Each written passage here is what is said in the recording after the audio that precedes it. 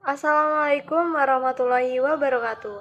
Perkenalkan, nama saya Alvina Aulia Rahmawati dari Program Studi Perbankan Syariah nomor Induk Mahasiswa 61206240020. Di sini saya mendapatkan tugas ujian akhir semester dari Ibu dosen, Ibu Fitri Astuti SEI MEK yang bertemakan Analisis Dampak Indonesia Bergabung dengan BRICS terhadap Ekonomi Indonesia. Untuk slide yang pertama ada latar belakang. Latar belakangnya itu ada BRICS, Brazil, Rusia, India, Tiongkok, dan Afrika Selatan. Poin kedua, aliansi ekonomi negara-negara berkembang dengan pengaruh global. Yang ketiga, Indonesia menunjukkan minat sejak 2023 dan resmi bergabung pada Januari 2024, konfirmasi dari KTT BRICS 2023 di Afrika Selatan. Dan untuk poin yang keempat, yaitu pertanyaan utama, bagaimana dampaknya terhadap ekonomi mikro khususnya di UMKM.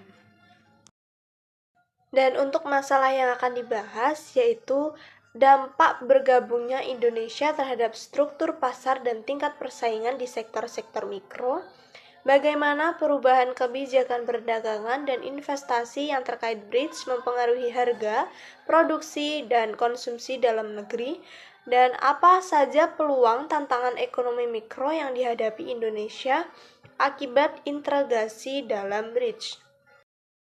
Saya akan menjelaskan sejak kapan sih Indonesia bergabung. Indonesia diundang bergabung pada KTT BRICS di Johannesburg pada Agustus 2023 dan resmi bergabung pada Januari 2024. Untuk tujuan utamanya memperluas pengaruh ekonomi, diversifikasi mitra dagang, dan memperkuat posisi tawar global.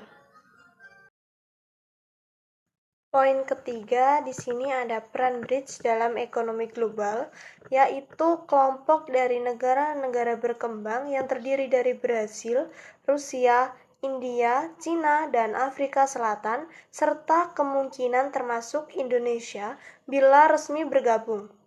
BRICS memainkan peran penting dalam ekonomi global karena kontribusi terhadap PDB global negara-negara BRICS menyumbangkan lebih dari 30% PDB dunia atau lebih dari G7 dalam hal PDB berdasarkan PPP. Pusat pertumbuhan ekonomi baru, BRICS merupakan kekuatan ekonomi baru yang menjadi motor pertumbuhan ekonomi global, terutama di sektor manufaktur, jasa, dan teknologi.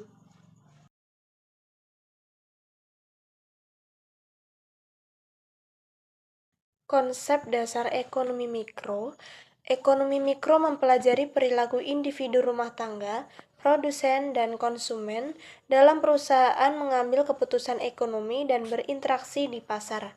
Berikut konsep dasarnya. Yang pertama, permintaan dan penawaran. Permintaan jumlah barang atau jasa yang diinginkan konsumen pada berbagai tingkat harga. Hukum permintaan, jika harga naik, jumlah yang diminta turun. Untuk penawaran, jumlah barang atau jasa yang ditawarkan produsen pada berbagai tingkat harga. Hukum penawaran, jika harga naik, jumlah yang ditawarkan naik.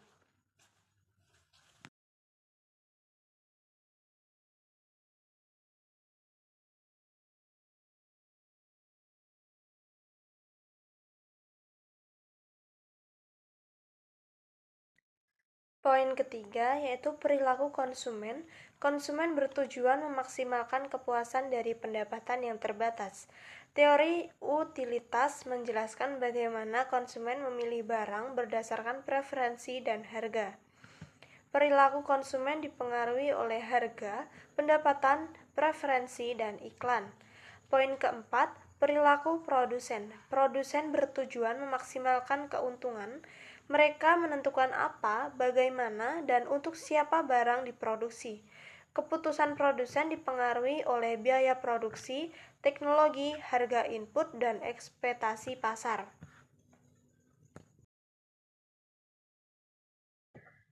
Analisis bagaimana masuknya Indonesia ke BRICS mempengaruhi pelaku usaha mikro atau UMKM. Dampak positifnya yaitu pertama, akses pasar lebih luas. UMKM berpeluang eksplor ke negara-negara BRICS dengan hambatan dagangan yang lebih rendah. Yang kedua, teknologi dan pelatihan. Potensi kerjasama teknologi dan pelatihan dari negara BRICS seperti Cina atau India dapat meningkatkan produktivitas UMKM. Poin yang ketiga, pendanaan dan pembiayaan murah. Bisa mendapat akses ke program pembiayaan dari New Development Bank atau NDB Bridge. Dampak negatifnya yang pertama, ini ada persaingan lebih ketat. UMKM dalam negeri bisa kalah bersaing dengan produk murah dari Cina ataupun India jika tidak siap. Yang kedua, standar kualitas. Tuntutan pasar internasional bisa menjadi hambatan bagi UMKM dengan kualitas produk yang belum seragam. Persaingan produk. Dampak positif dari persaingan produk yaitu mendorong inovasi. Masuknya produk BRICS akan mendorong produsen lokal meningkatkan kualitas dan efisiensi produksi. Yang kedua, diversifikasi produk. Pasar akan dipenuhi lebih banyak variasi produk dari luar negeri, memperluas pilihan konsumen. Dampak negatif dari persaingan produk asing bisa mendominasi. Produk dari Cina atau India yang murah bisa menggeser produk lokal, terutama di sektor tekstil, elektronik, dan makanan. Ketergantungan impor. Jika tidak dikendalikan, produsen lokal bisa kehilangan paksa pasar. Harga barang impor dan ekspor. Dampak pada impor. Lebih murah masuknya Indonesia ke BRICS bisa mengurangi tarif atau hambatan non-tarif antar anggota, menurunkan harga barang impor, bahan baku, dan barang konsumsi. Yang kedua, persaingan harga makin ketat. Produk lokal mungkin kesulitan bersaing jika barang impor lebih murah. Lapangan kerja baru, investasi di sektor manufaktur digital, dan infrastruktur bisa menyerap tenaga kerja lokal. Peluang kerjasama vokasi, BRICS bisa menawarkan pelatihan kerja atau transfer keahlian.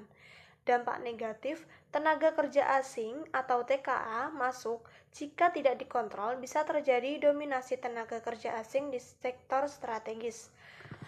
Eksploitasi tenaga kerja. Jika aturan ketenagakerjaan longgar, investor bisa mencari tenaga kerja murah tanpa perlindungan yang cukup. Baik, kesimpulan dari materi yang tadi adalah masuknya Indonesia ke BRICS membawa peluang besar bagi pelaku ekonomi mikro, terutama UMKM, melalui ekspansi pasar dan peningkatan kerjasama internasional. Namun, tantangan juga besar, terutama terkait dengan daya saing produk lokal dan perlindungan terhadap sektor usaha kecil. Oleh karena itu, regulasi dan pendampingan pemerintah sangat penting agar Indonesia tidak hanya menjadi pasar, tetapi juga pemain aktif dalam BRICS. Baik, cukup segitu saja presentasi dari saya.